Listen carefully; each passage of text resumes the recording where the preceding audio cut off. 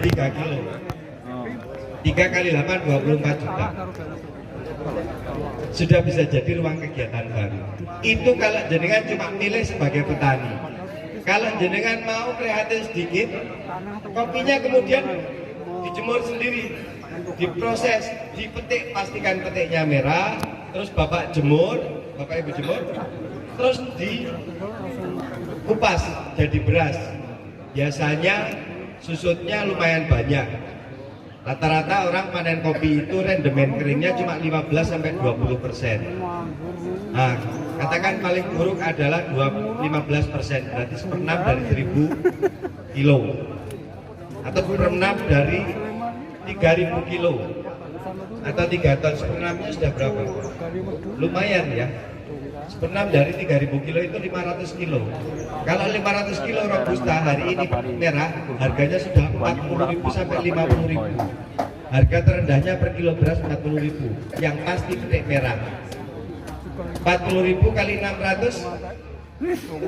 Nah, angkanya sudah lumayan. Itu kalau mau ngolah sendiri. Belum tambahi yong goreng, yong giling, ya. Yo adol cangkiran, wah, semakin menjadikan potensi itu banyak. Ya, artinya bahkan dengan kegiatan yang paling biasa saja, kopi ini bisa menjadi salah satu produk yang punya nilai usaha. Kegiatan jenengan bukan hanya sebatas kegiatan yang menjadi hobi atau pengisi waktu pensiun, tapi juga menjadi usaha. Belum bapak-bapak misalnya ada yang suka bonsai, ada yang punya komunitas, ada yang suka mungkin punya kelompok-kelompok atau rombongan-rombongan komunitas, jenengan berkomunitas, jenengan berkelompok, di mana kopi bisa menjadi salah satu media, ya dia cerita, ya media nambah penghasilan. Nah itu kalau kita cerita dari sisi usahanya, maka seperti yang kemarin tak aturke bahwa kopi itu ada kurang lebihnya 7 potensi kegiatan bernilai usaha. Semakin jenengan mau belajar, semakin punya nilai tambah terhadap kopi yang jenengan jadikan sebagai kegiatan. Selamat siang Bapak Ibu sekalian. Apa kabar? Pensiun bahagia. Tepuk tangan untuk Anda semua. Bapak Ibu. Kemudian selain daripada kegiatan ini menjadi satu kegiatan yang menghasilkan, yang jelas kopi itu hari ini menjadikan siapapun berketerampilan. Kenapa? Karena hari ini kopi itu masuk kepada satu tahap di mana orang mulai menjadikan kopi sebagai tren. Tren pertama adalah tren cara seduh. Orang kepingin tahu sih, kok ada nih ya kopi itu diseduh, ada yang pahit, ada yang kecut, ada yang rasanya nangka, ada yang katanya wine, ada yang cari rasa jeruknya, macam-macam. Nah, cara seduh ini menjadikan kopi itu hari ini sebagai salah satu kegiatan yang cukup unik. Kenapa saya katakan cukup unik? Karena sebagian orang menjadikannya sebagai hobi, sebagian orang lagi menjadikannya sebagai usaha. Ada nilai uang di situ, ada nilai. Kenapa ada nilai gini? Karena ada kompetisi. Seringkali dilombakan.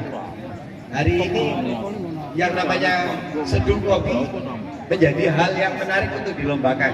Banyak sekali kompetisi, mulai dari lokal, daerah, provinsi hingga nasional, bahkan dunia. Indonesia kita punya anak-anak muda yang punya talenta seduh hebat. Yang pertama ada Muhammad Aga, yang kedua ada namanya Michael Jasin. Michael Jasin itu, Muhammad Aga itu juara dunia, ya, juara dunia di tukang seduh kopi. Jadi hari ini bahkan belum lama Muhammad Aga itu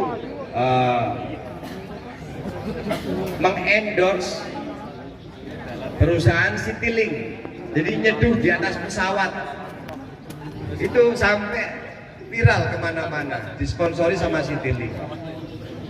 Mungkin ke depan mungkin ya namanya kopi ya, gimmicknya banyak, caranya dunia yang punya keluhan asam lambung.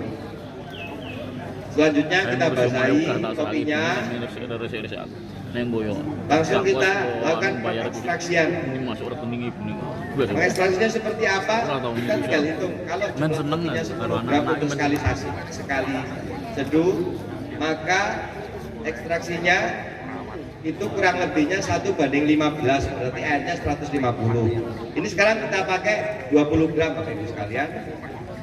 Jadi air pertama adalah 100 setelah pembasahan tadi, kemudian air keduanya juga 100. Kalau 1:15, 20 kali 15 kita punya 300. Sekarang kita ekstraksi kedua sampai dengan air ini 200 ml.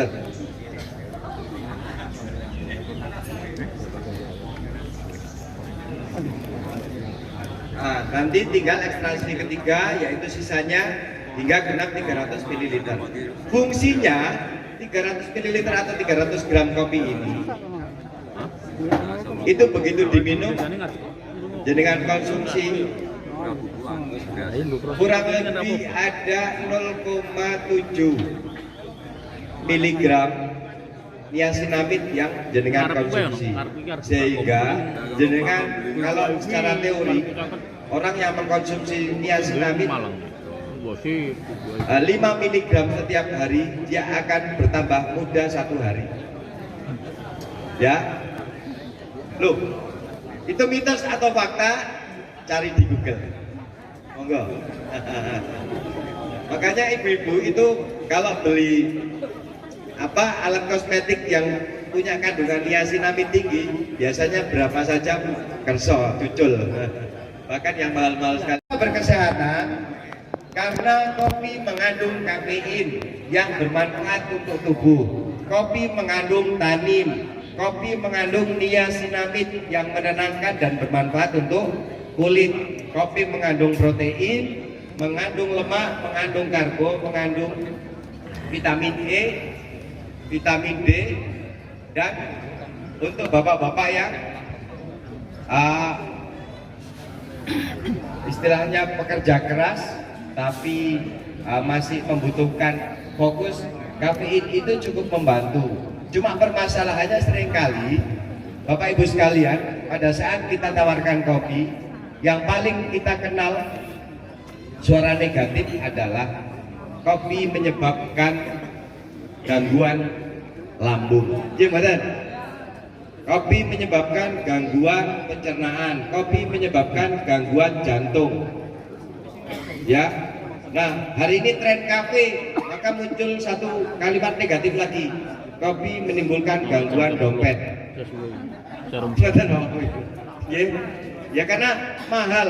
Tadi sudah ada masukan, Pak, kenapa kopi di yang tangan siapa tadi, Pak? Mahal. Ya, Pak, kenapa di bandara dengan di luar bandara harganya berbeda? Di bandara kopinya harganya 40.000, di luar harganya 25. Di sini berapa? Nah, saya sampaikan di sini kopi gula aren harganya cuma 5.000 rupiah, Pak. Kalau pakai susu beda lagi harganya. Cuma karena ini tempatnya di tengah kampung, di bawah pepohonan, juga sudah milik sendiri, kami tidak kena biaya sewa. Kalau yang di luaran harus menghitung biaya sewa. Semakin tinggi biaya sewa mereka, maka semakin tinggi harga dagangannya.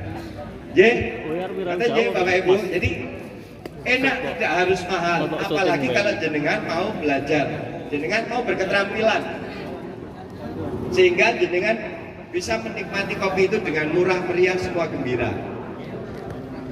Yang ketiga, manfaat dari kopi tadi adalah kopi menjadikan siapapun untuk bisa bergaul dengan lebih luas dan lebih luas. Ya, lebih luas dan lebih luas, karena dengan secangkir kopi orang biasanya tidak berhenti bercerita. Dengan secangkir kopi orang biasanya tidak akan kehilangan topik. Nah, di sini kita coba Bapak Ibu sekalian akan memberikan satu gambaran kepada jenengan semua. Ini tadi sudah dijelaskan sama Mas Agung, ada yang namanya grinder, ada yang namanya mesin espresso, kemudian ada keter, ada V60, ada alat-alat yang lain. Bapak Ibu sekalian, ya. Kemudian yang jenengan konsumsi ini apa? Yang jenengan konsumsi sebagian ini adalah kopi manis. Nah, kopi manis yang jenengan konsumsi Bapak Ibu itu adalah kopi plus gula aren. Kopi plus gula aren itu manfaatnya apa? Kopi plus gula aren manfaatnya adalah bukan hanya sebagai obat penenang, bukan hanya sebagai penyemangat, tapi juga sebagai sebagai pembantu memperlancar pencernaan dan pembuangan. Karena kopi gula aren organik itu mengandung zat yang namanya inulin. Fungsi inulin menormalkan semua organ tubuh. Jenengan kira-kira ngunduri tua, kepinginnya terus menjadi normal atau menjadi rusak? Normal. Otomatis gitu. Sing jawab rusak kok ya kebangetan. Jadi Bapak Ibu sekalian, barusan untuk saya ceritakan untuk kopi gula aren. Sedap, belum? Masih harus dicampur lagi. Ini karo musik sip ya. Nah, selanjutnya saya akan bercerita tentang bagaimana menyeduh. Nanti masih cukup waktu, kita bagi beberapa kelompok saja. Nanti dari sebelah kiri 3 orang, dari sebelah kanan 3 orang.